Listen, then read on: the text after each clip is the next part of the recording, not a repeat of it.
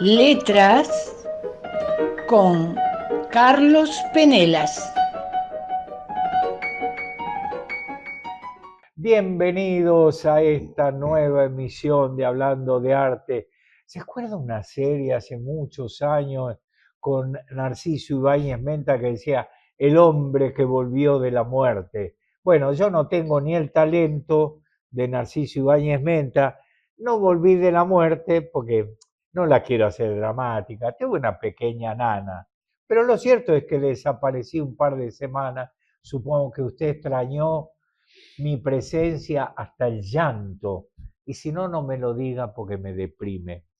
Pero bueno, para esta vuelta triunfal, qué mejor estar con un grande de las letras, mi amigo, y además escribe de vez en cuando, creo que escribe el tipo, sí, yo creo que sí, que es Carlos Penela. ¿Cómo estás, Carlos? ¿Cómo te Qué va vos? alegría No, reencontrarnos, igualmente, ¿eh? igualmente. Sí, es muy Oh, lindo. Además, bueno, uno extraña también esto. claro, Es un lugar que también tiene, y un lugar donde por supuesto. uno ya Donde nos ayudas a pensar. bueno, no Este, sé si tanto.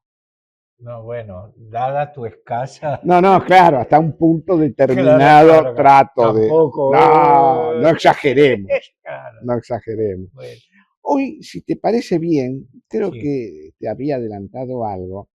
Vamos a hablar de John Berger. John Berger para mí es uno de los grandes intelectuales inglés, ¿no? Después vamos a dar algunas pequeñas cosas de él. Pero John Berger es uno de los grandes intelectuales ingleses del siglo XX. Y es alguien que en mi caso me hizo ver un mundo totalmente distinto que no lo había visto hasta ese momento, porque uno viene estructurado, digamos, con determinados tipos, lo reitero. Yo vengo del profesor en letras, donde había bueno, la literatura medieval, española, inglesa, italiana, no un mes ni 2 meses, todo un año, ¿no? Con grandes profesores, etc. Entonces uno tenía una visión determinada. Berger me hace ver un mundo diferente o cómo ver ese mundo del arte, pero que al mismo tiempo también es lo que uno, eh, para citarlo a Unamuno, es el sentimiento trágico de la vida. Es decir, cómo es la existencia, cómo uno va eh, en el mundo tomando posiciones y por qué. Para hablar de eso vamos a hablar primero un poco de aquello que lo repetimos muchas veces, que tiene que ver con Berger, por supuesto. Para ver hay que saber. Para ver hay que saber es un sentido, lo ontológico de Heidegger, esa hermenéutica que significa, implica una comprensión de la existencia. No en vano cité recién a Unamuno. menuda tarea, dicho sea de paso, ¿no? Sí, es claro.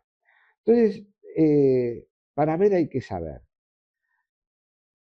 ¿Qué implica? Ya les digo un poco eso.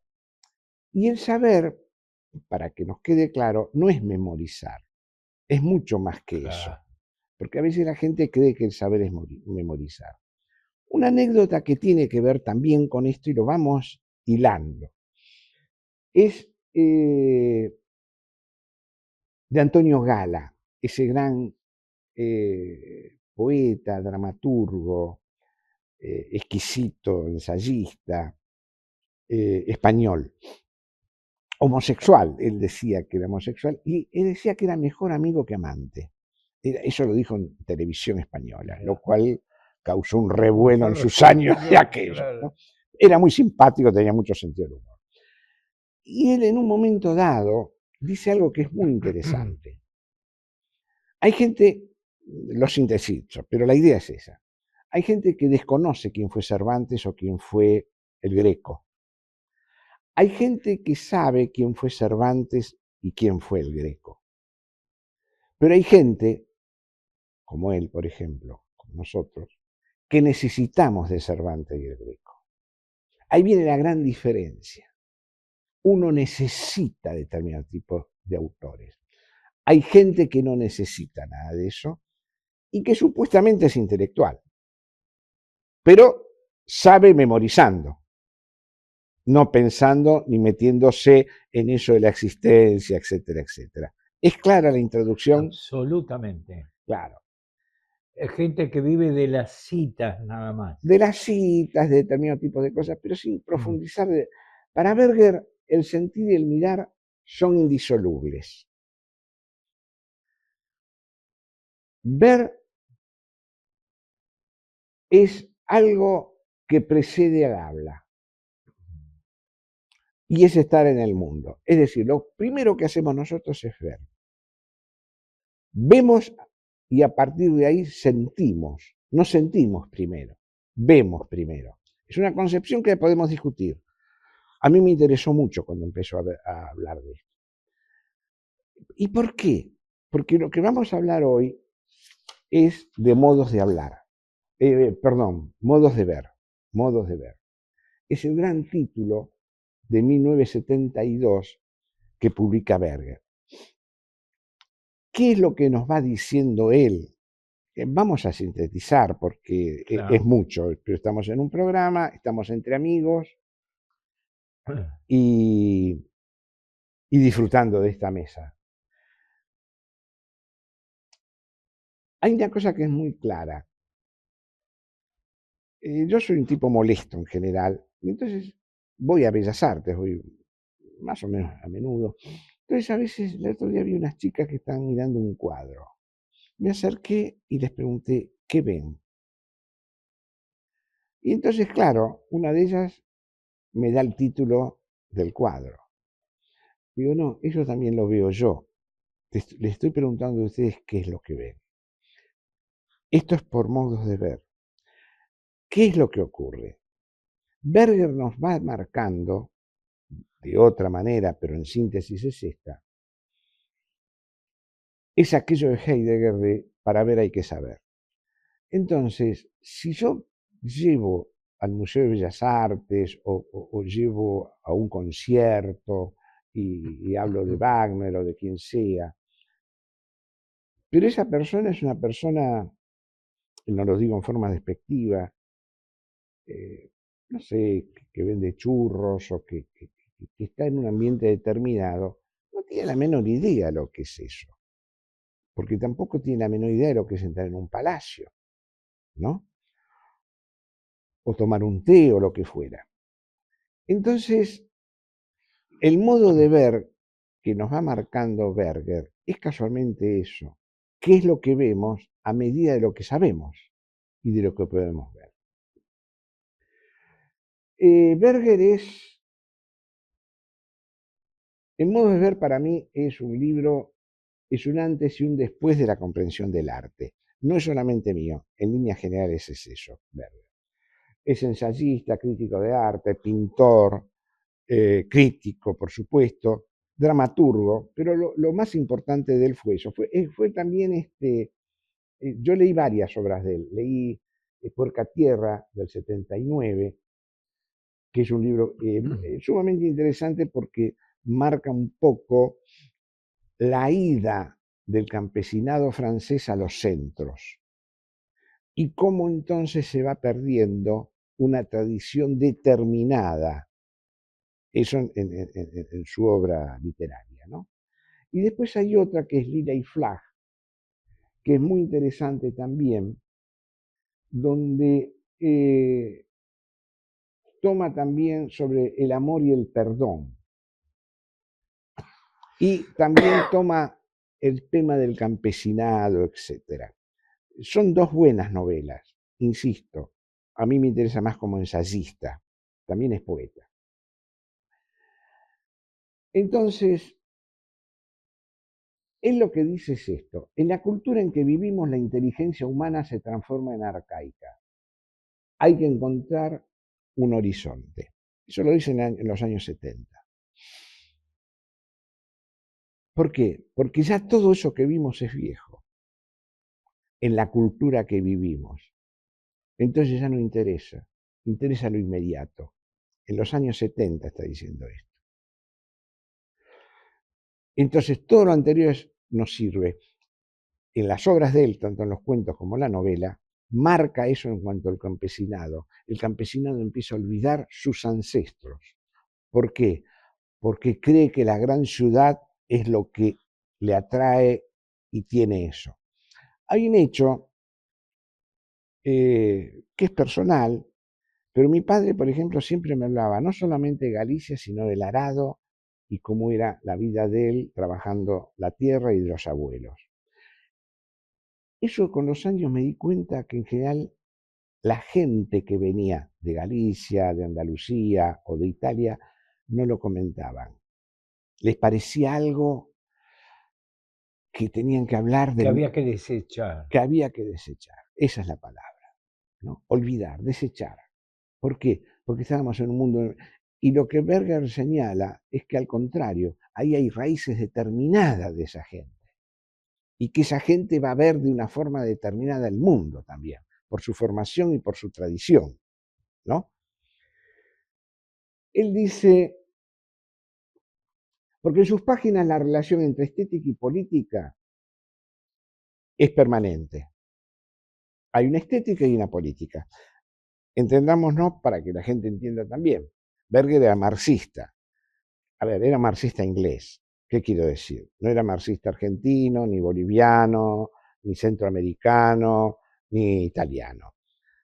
Y no era afiliado al Partido Comunista, por supuesto era contra Stalin y todo eso, pero tiene una visión ideológica determinada.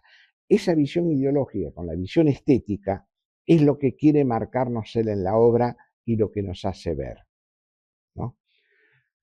Salvando la distancia, Pío Baroja, por ejemplo, en su obra literaria también nos marca una estética y una sociedad determinada del campesinado. No es lo mismo, es un siglo antes casi, pero tiene, con esto que quiero decir, hay autores que de una forma u otra fueron marcando. Berger lo redondea todo esto, no porque lo cite a Don Pío, sino porque está esas raíces. Él dice, el mirar es una acción condicionada cultural e ideológicamente. Y eso está claro. Estas chicas que yo le preguntaba, había en ellas una mirada cultural e ideológica. Ideológica quiero decir burguesa, estudiantil, de poco nivel. Superficial. Superficial. No, superficial.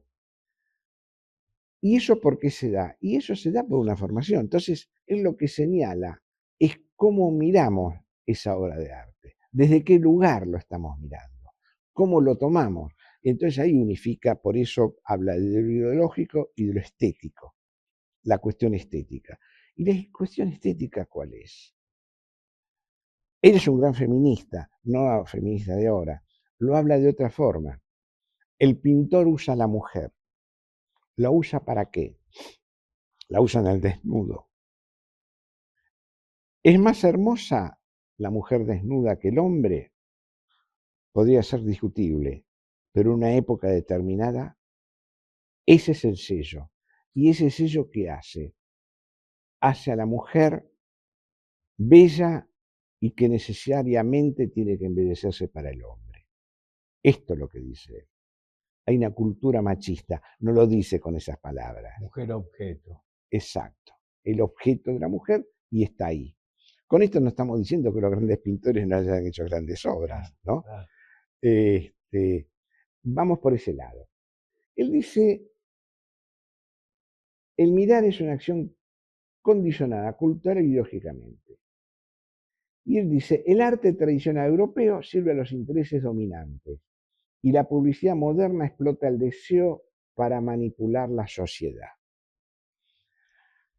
Habla de publicidad en los años 70, cómo se empieza a utilizar la obra de arte para la publicidad y cómo a través de la publicidad se manipula la conciencia del hombre, cómo se va dando una de ellas. Bueno, lo hemos visto en el Mundial, cómo se manipula también. ¿Estamos contra el fútbol? No, cómo se va dando determinadas características para manipular y olvidarnos de infinidad de cosas y mirar nada más que una sola cosa, ¿no? Y un solo tema. Es decir, si agregamos eso a la publicidad que hoy la publicidad es fenomenal, ¿no? Pero también con una base cultural, es decir, con una base de los clásicos.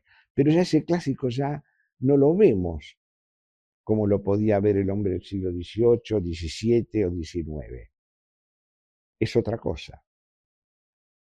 Eso él lo emplea, o mejor dicho, lo especifica en lo pictórico, fundamentalmente, en lo literario, pero también en lo musical. Cómo vamos tomando determinados tipos de aspectos. Vamos más o menos bien. Absolutamente. Él señala, Berger, cosas muy interesantes, como Berger nació en 1926 y murió en el 2018, ¿no? Modos de ver, como dijimos, es de 1972. Él dice en una parte de Modos de ver, leo para que más o menos nos... Las imágenes se crearon inicialmente para evocar la apariencia de algo ausente. Eso lo vemos mucho en poesía, por ejemplo. La ausencia de la amada. Yo lo voy creando determinado, esa ausencia de la amada la transformo en imagen. Perdón, no sé por qué viene Baroja otra vez.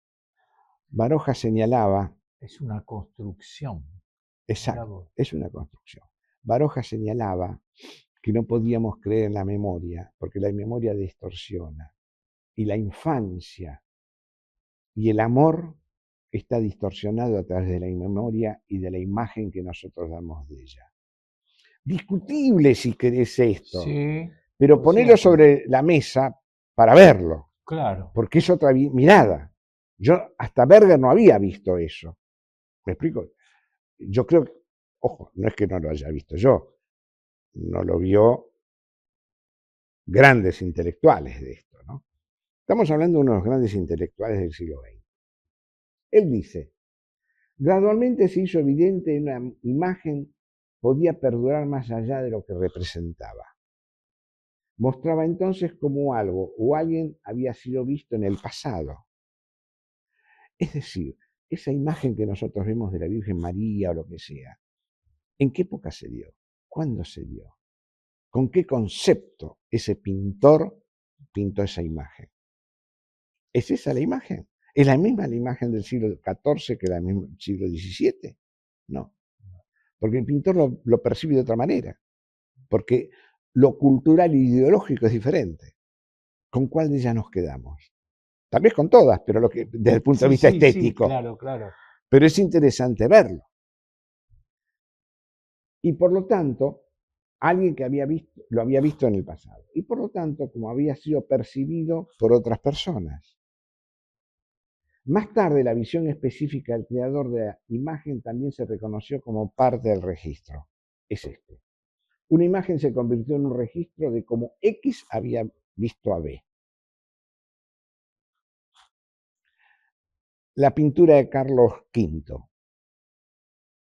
¿Era así? ¿O es como lo vio el pintor? ¿No? Claro, después venimos con Picasso o con Dalí, donde nos muestra otro mundo. Un mundo que es criticado y muchas veces desechado en su momento. Esto no es pintura. ¿Qué pasa? A Picasso lo salva, con comillas, que venían con un pasado de una pintura impresionante. Entonces algunos decían, pero si hacía esto, ¿por qué hace esto ahora? Y porque sabía aquello, por eso hace esto ahora. Está rompiendo. Eso es difícil. El sentimiento trágico de la vida, hay que acordarse que la Iglesia lo prohíbe durante casi 20 años. Porque claro, lo que plantea él es pensar la razón y sentir el sentimiento y razonar y sentir la razón. Es decir, generar un juego entre lo que es razonable y lo que es el sentimiento.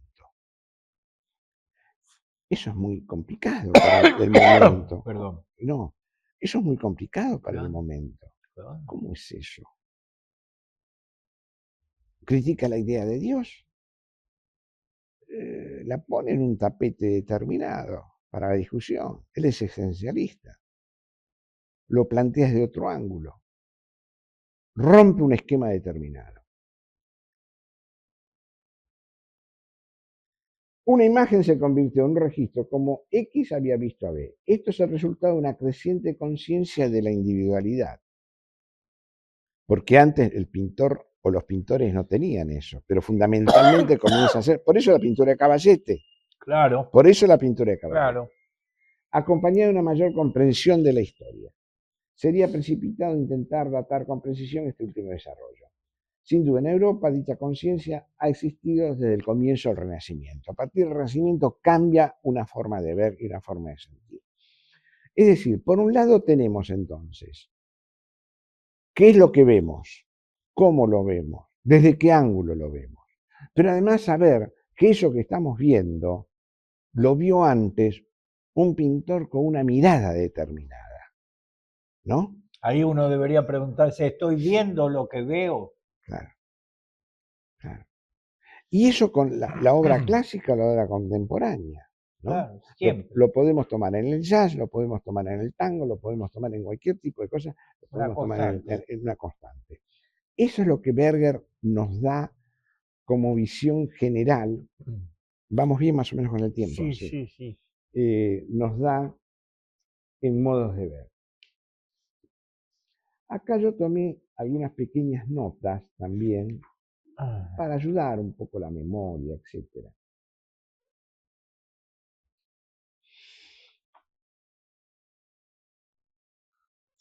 Él dice algo que es importante también en una parte del libro que he leído y releído porque la verdad que lo vale. Cuando aparece el cine y cuando aparece la fotografía empezamos a ver distinto.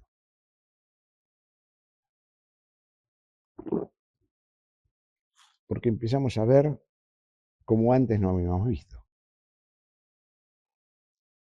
Y ni hablar cuando empieza el cine en color y la fotografía en color. Es otro estímulo de los sentidos. Exacto, Claro. exacto. Es otro estímulo y otra posibilidad de ver algo, ¿no? De concretarnos con algo. Él dice, en ninguna otra forma de sociedad a lo largo de la historia ha existido la concentración de imágenes, tal densidad de mensajes visuales. Hoy lo tenemos permanentemente, en la televisión, en los celulares, en las computadoras, en todo. Una cantidad de imágenes que es impresionante, ¿no? Él ya lo marcaba en el año 70, estamos hablando de 50 años atrás. 56 años atrás. Caramba. Entonces, cuando uno va viendo esto, va viendo una mirada, dice,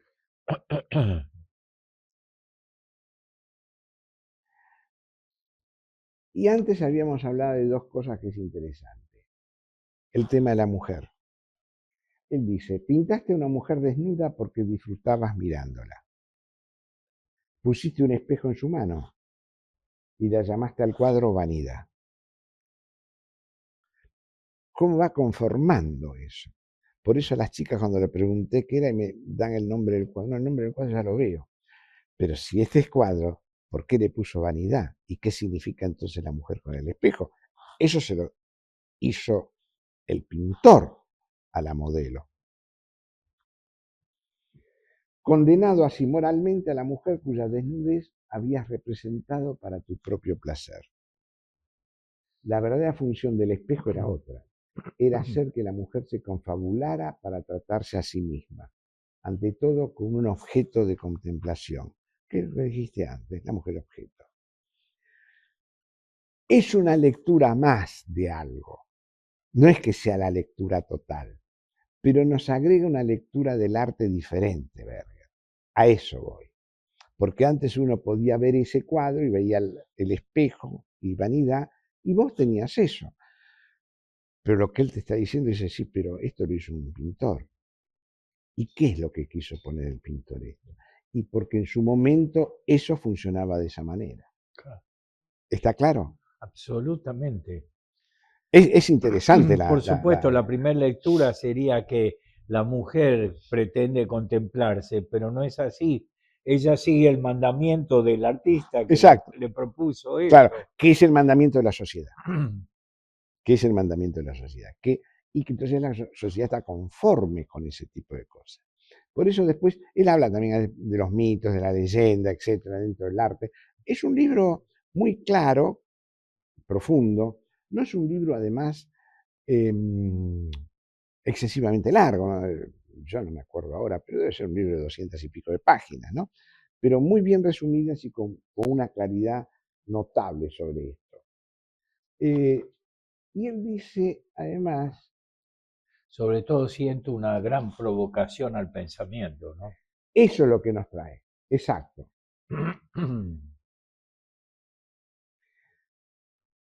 Él dice que a través del arte puede ser discutible, volvemos a ver. A mí me da una visión diferente y la pensé por primera vez, pero no la pensé yo, insisto. Grandes intelectuales lo pensaban por primera vez. Los hombres actúan y las mujeres aparecen. Los hombres miran a las mujeres se contemplan a sí mismas mientras son miradas. Esto determina no solo la mayoría de las relaciones entre hombres y mujeres, sino también la relación de las mujeres consigo mismas. El supervisor que lleva a la mujer dentro de sí es masculino. La supervisada es femenina. Desde este modo se convierte a sí misma en un objeto, y particularmente en un objeto visual, en una visión. Entonces ahí tenemos esa visión determinada. Habla de esto solo, no, habla de muchas otras cosas. Habla sobre todo de la formación. A través de nuestra formación, qué es lo que podemos captar en la imagen, qué podemos captar en la literatura. Por eso es importante lo de Berger, porque mucha gente se queda con pedacitos muy chiquitos de la literatura, sin profundizar además cómo es esto de la literatura, de la pintura Del arte en o del general. arte en general, ¿no? Y cómo hay un autor que ideológicamente, no porque lo tenga claro a lo mejor, sino porque culturalmente vive de esa forma. Es decir, a ver, te cuento una anécdota casi doméstica. Sabés que trabajé tantos años con el doctor Favaloro. El 14, recuerdo, el 14 fue el cumpleaños de él. Él en realidad nació el 12 y lo anotaron el 14 por un tío que por la Revolución Francesa. Cosa muy común. Claro. Y él una vez me dice, se estaba cambiando, me iba a llevar a casa en coche, estábamos en la oficina de él, habíamos dejado de trabajar, estábamos hablando de bueyes perdidos y de pronto me dice, che, Carlos, ¿tu vieja te corría por la casa con una zapatilla? Entonces me río y digo, sí. ¿Viste? La mía también. Che, tan mal no salimos. Es decir, hoy hablar de eso sería espantoso. Sí. ¿Cómo la madre va con...? Él me llevaba 20 y pico de años. Pero en aquel entonces tampoco se había roto la sociedad, cambiado de una forma tan brusca. Radical. Exacto. Hoy sí. Entonces, cuando hablamos de modos de ver, no es modos de sentir, es modos de ver, porque sentimos a través de lo que vemos, pero vemos a través de una formación determinada. Entonces, esta anécdota que parece ridícula, que no lo es en este contexto, que además es simpática. Sí, claro. ¿No? Es cómo nosotros vamos viendo esto, ¿no? Cuando uno jugaba la pelota en el potrero, cuando iba a determinado tipo de programas del cine, cuando estaba el cine continuado y no había televisión, cuando uno jugaba al valero, bueno, todo eso es una época. En base a esa época vos vas viendo, claro, vas sintiendo. Es decir, ya no solamente el arte, que es lo que pone él, la vida. Y en base a esa construcción que la sociedad, que la existencia va generando, y bueno, tenés una mirada sobre lo cultural y en este caso sobre la pintura, de lo que estamos hablando, pero también en lo cotidiano. Absolutamente. ¿No?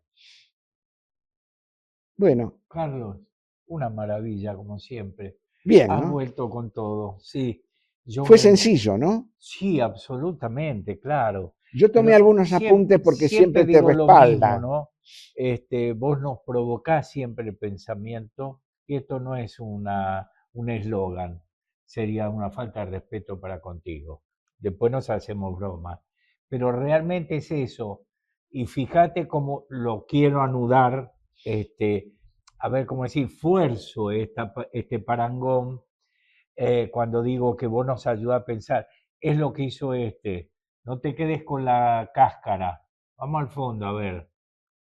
¿Y cuántos condicionantes hay para este supuesto pensamiento total?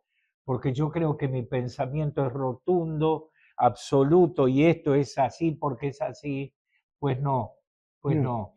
A- Indaga adentro, porque tiene que haber adentro, tomando de tu discurso, un montón de condicionantes para ese mirar. claro, es así, porque eso es lo que uno va, porque además eso lo ves vos en el fútbol, lo ves en el box, lo ves en el deporte, lo ves en lo cotidiano, lo ves en los cambios de hábitos, ¿no? En la Seguro, ropa. seguro. Entonces, todo eso condiciona, pero hay una cosa que sí es importante él, como una sociedad, ya en los años 70, quiere borrar el pasado, Sí, lo quiere sacar de encima, él toma, insisto, la inmigración, porque, a ver, si bien nació en Inglaterra, vivió casi siempre en los Alpes franceses. Él se quedó ahí, compró una casa alejado de todo el mundo, no daba entrevistas en general, un ser increíble, pero él sí estudia ese campesinado francés, que era lo mismo que el campesinado italiano, español, etcétera, donde de pronto ese pasado no lo querían tener, o porque les molestaba, o porque les dolía, o porque creían que tenían que ser modernos sí, y ingresar en las grandes ciudades. sí, en esa gran transformación, me parece a mí, discutamos, No, no, en esa gran pretendida transformación, hay un vacío que puede ser muy peligroso, porque ni sos lo que fuiste, exacto. ni sos lo que hoy es, porque hoy es, esta pilcha, para hablar en porteño, todavía no te queda bien, fíjate bien, ¿verdad? Mirá vos, yo estoy pensando cuando Gardel encarna, ¿no? Lo encarno en él, pero en realidad el tango, que ¿dónde nace? Todos sabemos, bueno, tenemos mil Sí, versiones. construcciones al respecto, pero en realidad es el hombre del campo, el paisano que viene a la ciudad, ¿verdad? Y en tanto pretende ponerse la pilcha, repito eso, de la ciudad se torna un compadrito. Ni siquiera es un hombre de ciudad. Es un poco de ambas cosas y a la postre es un híbrido. No es ni una cosa ni otra. Con el devenir del tiempo después se convertirá en algo que vino el tango, ponele el título que vos quieras. Pero la realidad es esa, ¿no? Tomo de lo que vos me dijiste y de lo que vos me haces pensar. Ojo, sí, podemos adoptar nuevas formas, pero sin dejar lo que somos, porque la guía, el GPS sería hoy moderno, nuestro es aquel. Sí, claro.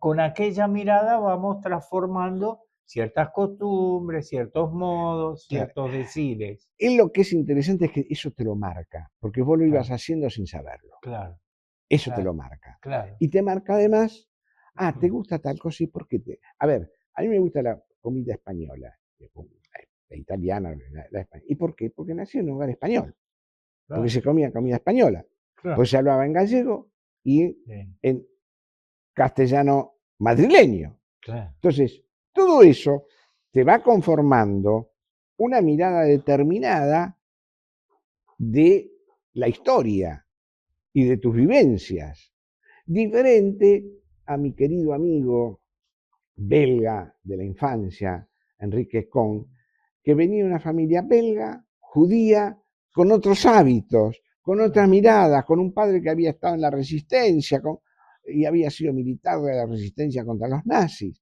Es decir, y ahí en la casa comían otras cosas, y había un té, y había otra delicadeza también. Y eso uno lo fue mamando. Lo que Berger hace es empezar a racionalizar, como en alguna medida, racionalizar el sentimiento y sentir la razón, para decirlo en términos Sí, sí. de Unamuno. Carlos, muchas gracias. No, gracias Hasta la próxima. gracias a vos. Nos vemos.